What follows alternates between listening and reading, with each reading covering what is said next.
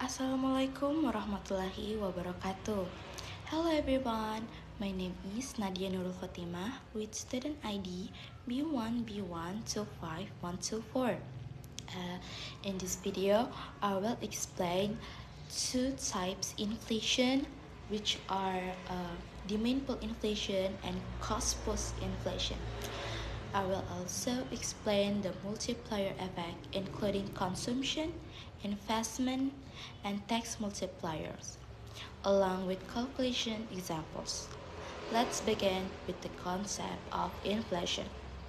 So, demand pull inflation occurs when aggregate demand increases faster than aggregate supply.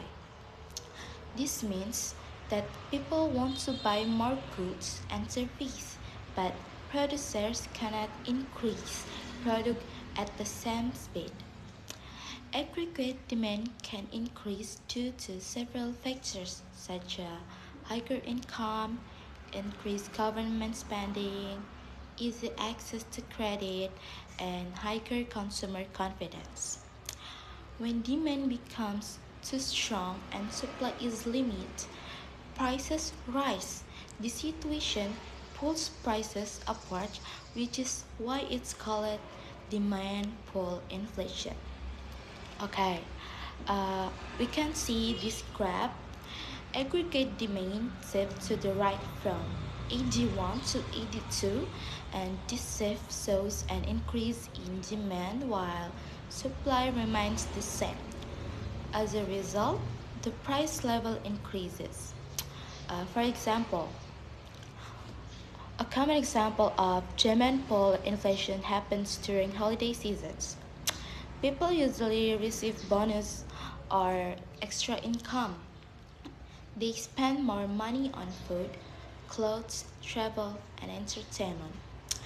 Because many people want to buy the same goods at the same time, prices increase. This shows how higher demand causes inflation. Okay, and for the impact of demand pull inflation include higher prices of goods and services, a lower purchasing power of money, and in the short term, demand pull inflation may increase economic growth. However, if inflation becomes too high, it can reduce people's welfare and create economic instability. And now we next topic is about cost push inflation.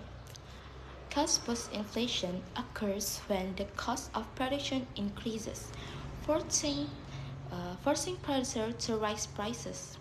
This type of inflation doesn't come from higher demand but from higher costs.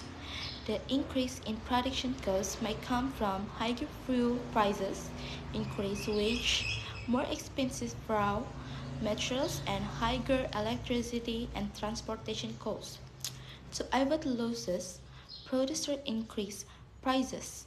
Even so, consumer demand stays the same, and this image shows that when production costs rise, producers have no choice but to increase prices. Inflation happens even without an increase in demand. For example, when fuel prices increase, transportation costs also increase. Factories must pay more to transport raw materials and finished goods. As a result, producers raise product prices, and the impact of cost push inflation are higher prices, slower economic growth, and reduced production, potential unemployment.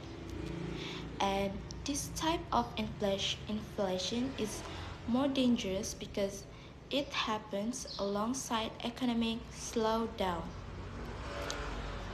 And for the multiplier effect is the multiplier effect refers to situations where an initial change in spending causes a large overall change in national income.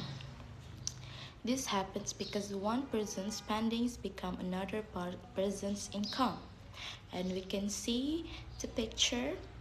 When money circulates continuously in the economy, the final impact becomes much larger and than the initial spending.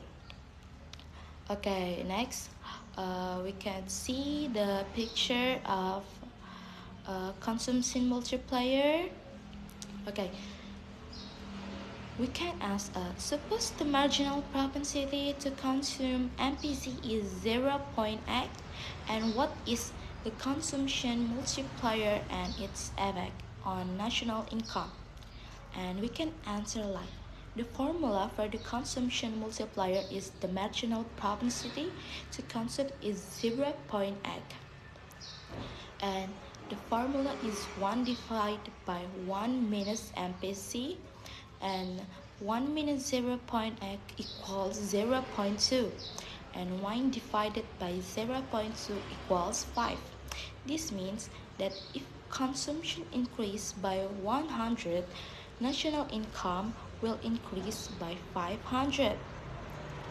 An increase in consumption leads to higher income for producers. Producers then pay wage, which increase income for households. Households spend again, and the cycle continues. Okay, next for the investment multiplier. If NPC is 0.75 and investment increased by 200, what happens to national income? We can answer with investment multiplier formula. The marginal propensity to consume is 0.75. The formula is 1 divided by 1 minus MPC. 1 minus 0.75 equals 0.25. 1 divided by 0.25 equals 4.